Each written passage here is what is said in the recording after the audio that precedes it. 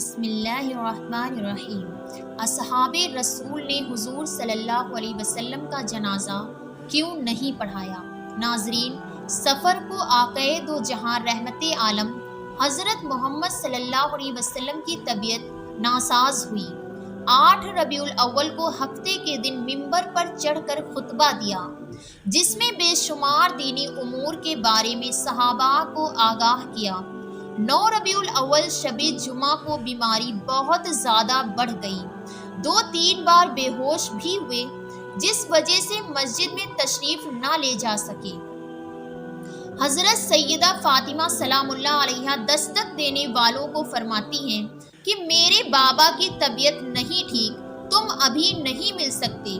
حضور علیہ الصلاۃ والسلام اپنے لخت جگر سے فرماتے ہیں، بیٹی پردہ کرو، یہ دستک دینے والا ملک الموت ہے، جس نے آج تک کسی کے دروازے پر کھڑے ہو کر اجازت نہ مانگی تھی۔ نبی آخر الزماں وصال فرماتے ہوئے بھی یہی فرما رہے ہیں، ربی حب لی امتی۔ حضرت عائشہ سے مروی ہے کہ جب آقائے دو جہاں پر مرض موت طاری ہوا تو آپ کی کیفیت ایسی تھی کہ آپ اپنی چادر کو بار بار اپنے چہرے مبارک پر ڈالتے۔ جب زیادہ مرض کی کیفیت طاری ہوئی تو چہرے مبارک پر چادر لے لی۔ جب کچھ بہتری محسوس کرتے تو اپنے چہرے سے چادر ہٹاتے۔ مرض کے ایام میں ایک روز حضرت عائشہ کے گھر میں، جو رسول اللہ صلی اللہ علیہ وسلم کے لیے آخری آرام گاہ بنی، حضور اکرم نے صحابہ کو نصیحت فرمائی۔ حضور علیہ الصلاۃ والسلام کے پاس صحابہ آئے تو آقائے دو جہاں نے صحابہ سے فرمایا کہ میرا تم سب کو سلام ہو، جو میرے بعد میری امت آئے ان کو بھی میرا سلام بھیجنا، ان کے بعد جو بھی میری امت آئے ان کو بھی میرا سلام پیش کرنا۔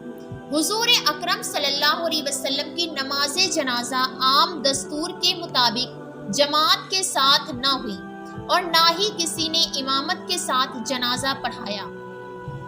ایک دفعہ حضرت انس رضی اللہ تعالی عنہ نے دریافت کیا کہ میرے پیارے آقا، آپ کو غسل کون دے گا؟ تو آقائے دو جہاں نے جواب دیا کہ میرے اہل بیت مجھے غسل دیں گے۔ پھر حضرت انس نے پوچھا کہ آپ کو کفن کون دے گا؟ تو آپ نے وہی جواب دیا کہ میرے اہل بیت۔ آپ کو قبر میں کون اتارے گا؟ تو رسول اللہ صلی اللہ علیہ وسلم نے ارشاد فرمایا، میرے اہل بیت۔ اس کے بعد حضرت انس نے بڑے ادب و احترام سے دریافت کیا کہ اللہ کے نبی، آپ کی نماز جنازہ کی امامت کون کروائے گا؟ یہ بات سن کر آقائے دو جہاں کی آنکھیں نم ہوئیں۔ رسول اللہ صلی اللہ علیہ وسلم نے فرمایا، مجھے غسل دے کر اور کفن پہنا کر سب باہر چلے جانا، سب سے پہلے اللہ مجھ پر اپنی رحمت نازل فرمائے گا، اس کے بعد جبریل اور میکائیل میرے لیے اللہ سے دعا کریں گے، اس کے بعد سارے فرشتے آ کر میرے لیے دعا کریں گے، اس کے بعد میرے گھر والے آئیں گے اور میرے اوپر درود و سلام بھیجیں، اور عورتیں اور بچے آئیں گے اور دعا کریں گے۔ پھر غلام میری میت کے پاس آ کر دعا کریں گے، اس کے بعد سارے مرد، عورتیں، بچے اور ان کی آزاد کردہ غلام آئیں گے، اس کے بعد مجھے اللہ کے سپرد کر دینا۔ حضرت عباس سے روایت ہے کہ انہوں نے کہا، جب حضور اکرم صلی اللہ علیہ وسلم وصال فرما گئے تو مرد کو داخل کیا تو انہوں نے بغیر امام کے اکیلے صلاۃ السلام پڑھا، اور عورتوں کو داخل کیا گیا تو انہوں نے بھی رسول اللہ صلی اللہ علیہ وسلم پر صلاۃ السلام پڑھا۔ پھر بچوں کو داخل کیا گیا تو انہوں نے بھی حضور صلی اللہ علیہ وسلم پر الصلاۃ والسلام پڑھا۔ پھر غلاموں کو داخل کیا گیا، انہوں نے بھی حضور صلی اللہ علیہ وسلم پر صلاۃ والسلام پڑھا۔ یہ صلاۃ والسلام سب نے اکیلے پڑھا، کسی نے بھی رسول اللہ صلی اللہ علیہ وسلم کے جنازے کی نماز نہ پڑھائی۔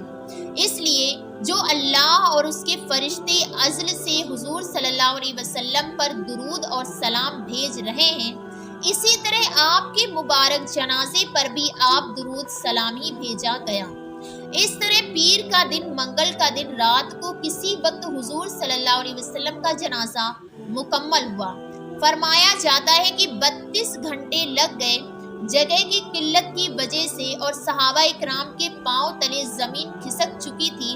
اور جب یہ سلسلہ مکمل ہوا تو حضرت سیدنا علی نے حضرت عبد الرحمن بن عوف، حضرت اسامہ اور غلام نے مل کر قبر اطہر میں جسم اطہر کو اتارا۔ حضرت محمد صلی اللہ علیہ وسلم کو غسل حضرت سیدنا علی نے دیا۔ حضرت عباس اور ان کے بیٹے فضل اور قاسم نے بھی ان کی مدد کی۔ نیز ان کے بیٹے آقا دو جہاں کے 2 موالی حضرت اسامہ بن زید اور حضرت شکران رضی اللہ تعالی عنہ نے بھی غسل کرنے میں شریک ہوئے۔ حضرت محمد صلی اللہ علیہ وسلم کو 3 سہوالی کے بنے ہوئے سفید کپڑوں میں کفن دیا گیا۔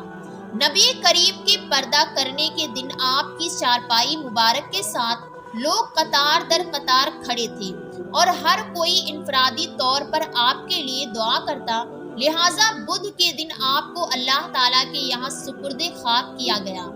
آقائے دو جہاں کو حضرت ابن عباس اور حضرت علی اور آپ کے غلام شکران نے قبر میں اتارا۔ تو جب یہ قبر سے باہر نکلے تو مغیرہ بن شعبہ قبر پر کھڑے تھے۔ انہوں نے اپنی انگوٹھی اتار کر قبر میں پھینک دی اور حضرت سیدنا علی سے کہنے لگے کہ میری انگوٹھی قبر میں گری ہے، کیا میں وہ نکالوں؟ حضرت سیدنا علی نے فرمایا، ہاں نکال لو۔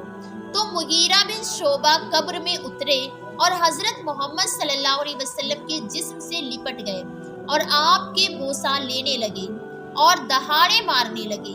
وہ انگوٹھی تو صرف بہانہ تھا، اصل بات تو یہ تھی کہ وہ آپ صلی اللہ علیہ وسلم کے جسم سے لپٹنا چاہتے تھے۔